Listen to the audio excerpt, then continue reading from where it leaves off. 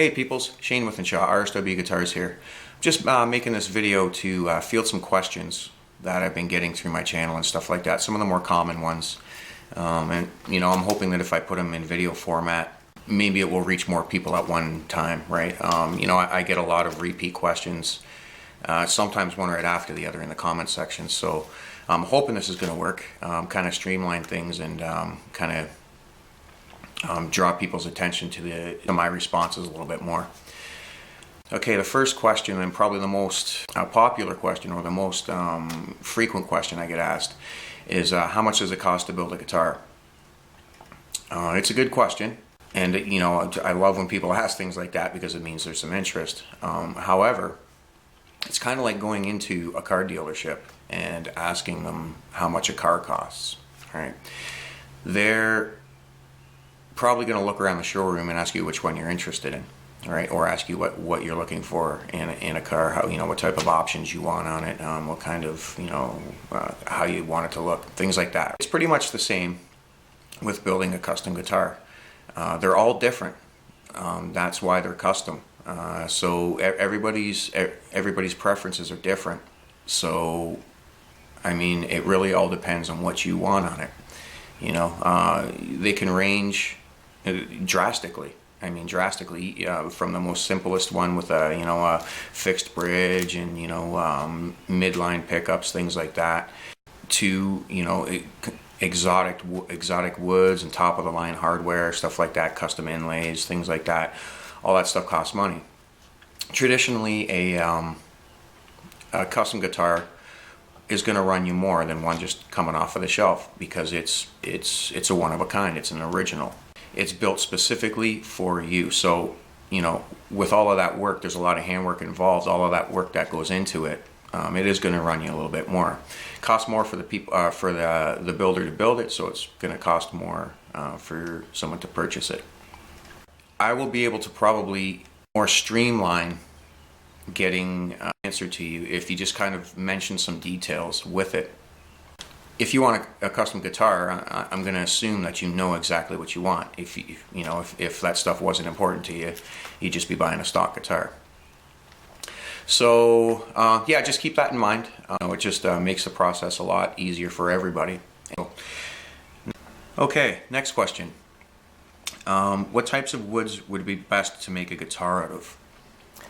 And I'm going to do this question in two parts, because between species of wood, there are properties that pretty much everybody agrees on, and there are properties that people disagree on.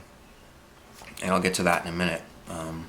The properties that people basically agree on are like structural integrity and grain pattern, and the straightness of the grain, symmetry in the grain and symmetry in the piece of wood. Most people agree, with those principles, okay? You want to have a nice straight grain so that it's stable, and you want to make sure it's a good hard dense wood if you're going to be making a neck out of it, right? Like, you wouldn't want to make a neck out of basswood. Stands to reason, right? Probably wouldn't be very stable, no matter how straight the grain is in it, right? It's just too soft. So, things like that. And those are basically the things that I focus on. I don't really focus on any other properties besides, figure and stuff like that, and aesthetic properties of it. So, I mean, those are really the only two things that I look for. Now, the other property of different species of woods, and the one that's pretty hotly contested, there's a pretty nasty debate going on YouTube right now about Tonewoods, and whether or not they're fact or fiction. And I've just kind of chosen to not get involved with that. Not that I don't have my own opinions on the subject, because I do. Everybody has their own opinions, right? Basically, I don't get involved with it because, to me, it's all really pointless. I mean, I don't understand the importance of what somebody else thinks about my tone, right? It's if I like a certain tone or a certain guitar in the way it sounds, I like it, and that's all there is to it. And this guy can laugh and call me names and do whatever he wants, and but it doesn't make any difference to me. I'm happy with my tone, so I'm happy with my tone. You know, the only person that my opinion matters to is me, right? And it's the same with, you know, the guys who believe in Tonewood. It's the same with them. The only person's opinion, you know, that matters to them is their own, right? Their own individual opinions. And same with the guys who don't believe in it. It's really a non-issue to me. Okay, these guys over here, if they believe that they can hear a difference in different species of woods when a guitar is plugged in and going through an amp or whatever, then that's fine. Whatever floats your boat. I'm not one to argue that. And it's the same as the other people who don't believe in Tonewoods, right? That's fine. Because at the end of the day, the people who are, you know, who are arguing with you and stuff, they're not going to influence your decision in any kind of way. You know, regardless of whether there's, you know, scientific evidence behind it or whatever, it doesn't, none of it matters. Because at the end of the day, it's what you can hear with your ear and what you can't hear with your ear. Okay? And people can argue about it back and forth, and it's not going to make a difference. The whole thing is that it doesn't matter who's right or wrong about Tonewood, okay? Because there is no right or wrong. If you can hear it, you can hear it. If you can't, you can't, okay? And it doesn't matter what somebody else says. Somebody else's opinion does not matter. It's not going to change your perspective. If you're going to call people names and criticize them and ridicule them and call them an idiot just because they don't believe the same thing that you believe, you know, it's just narcissistic behavior. And the best way that I've found to deal with a narcissist is to completely ignore them. Okay? And I find that's the best way for two reasons. First off, it pisses them off. And secondly, you don't have to deal with their pretentious bullshit. Okay? And that's all that it is. You know, once it gets to that point where you start, you know, putting people down and you start, you know, calling them names and you know, just saying some awful things about them. Once it gets to that point, it's no longer a debate anymore. It's a pissing match. Anyways, that's kind of my take on it. So when a customer asks me what type of woods should I build my guitar out of, I tell them the same thing. My opinion's not important. Okay? It's not important. The only person's opinion that's important is the person buying the instrument, okay?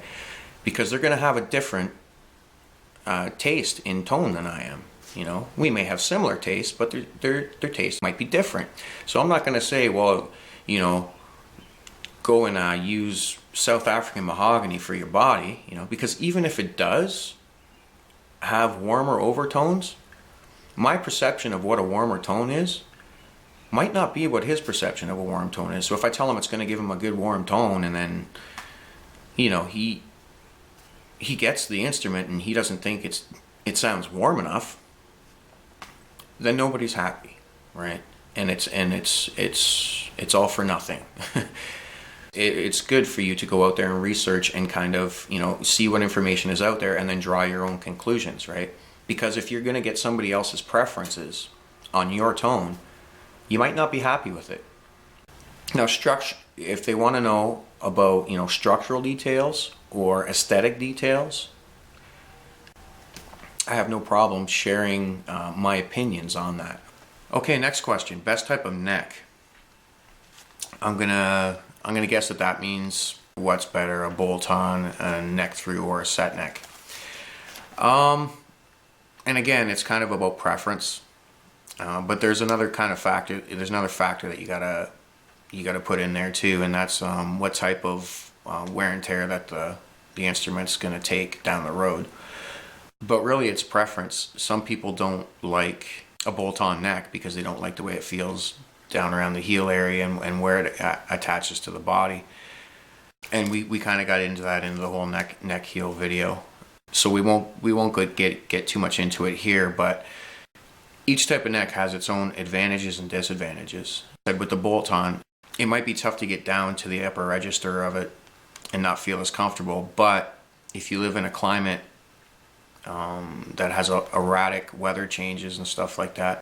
You know, out in the desert where it gets cold at night and very hot in the day, things like that can take its toll on a neck. So you might want to consider something that's replaceable, like a bolt-on. Okay, so that's one of the advantages of a bolt-on. The disadvantage, like I said, is with the whole comfort thing. You know, up at the top register. Some people it's not an issue for. So, I mean, some people will go with bolt-ons just for that specific reason of, you know, changeability, basically. You know, and with a neck through, you know, it's got that advantage of you can make it very slim where it meets the body, and you know, without compromising the structural integrity of it. So like I said, it's kind of if you're looking for what type of construction to do, it's really based on, you know, what you kind of deem more important. You know, the replaceability of the neck or the comfort up there at the upper frets. To each his own, really. You know, I think there's a place for each different type of construction. And in fact, I've been talking recently with a fellow who lives out in the desert, so, you know, the warpage thing is a possibility. But he wants to kind of maybe try to come up with a new design, because with a bolt-on, he has ergonomic issues, and it's extra hard for him to get up there to play comfortably, right? So he's looking for comfort is not just a preference thing for him, it's kind of a necessity. Okay, so now you got to look at both of those things. So we're trying to collaborate and figure something out for that, see what we can do for it. You know, trying to anyways. It's been really hard to find time. Innovation takes time.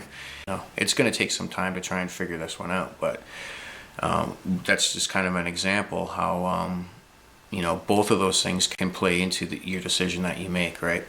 Okay, so I think that's it for the questions, and I think this is probably something I'm going to be doing a little bit more of in the future on my channel, just kind of rounding up the most common questions and kind of answering them in this format. And it'll give us more content too for the channel, because the series is coming to an end. There's only a couple more episodes left, and then that'll be done with. So, you know, if you have any questions, just leave them in the comment section below, and I'll try and answer them in future videos. So until then, cheers.